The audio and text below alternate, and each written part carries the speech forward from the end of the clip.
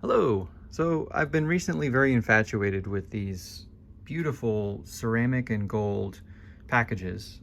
I eventually want to maybe make a bit of an art piece with some old beautiful parts, and so I've been, finding the most beautiful parts I can find and just having to tinker with them, trying to find data sheets and, finding some suitable options just to make something cool. This specimen here in particular is a Western Digital 9-bit asynchronous buffer. It's a 40 character first in first out buffer.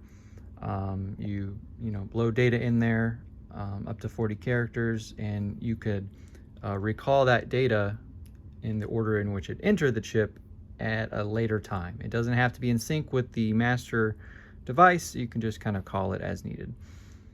So yeah, let's just kind of have a play around here just to kind of show you what it's capable of.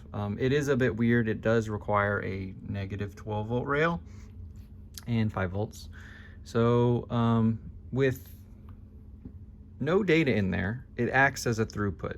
So I can turn on some data and it's just gonna throughput because there's nothing in the queue in the buffer. However, if I strobe in some data, let's just strobe in some data. So this little light right here means output data ready or something of that nature. It basically means something is actually loaded in the queue. It's going to latch that to the output. And now when I mess with the inputs, the output is still latched to that previous value. So we can load in a sequence. So I'm just gonna do kind of down the line here. I'm gonna latch that in. Latch that in. I'm just going to kind of go down the line here until we reach the end. Have just a little bit of a sequence to look at.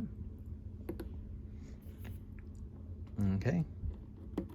And now when I hit this output strobe, that whole queue that we've lined up of data is going to go to the output.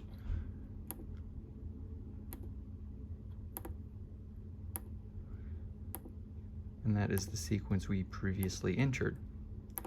Now, once it gets to the end and there's no more data left in the queue, this little latch like before is going to reset, and it's going to go back to being a throughput because there's nothing left in the queue. So that's it. It's just a little input-output buffer. It's actually 9 bits. I only have 8 bits hooked up because that's, useful for most applications and perfectly fine for this demo. Hope you enjoy that. Bye.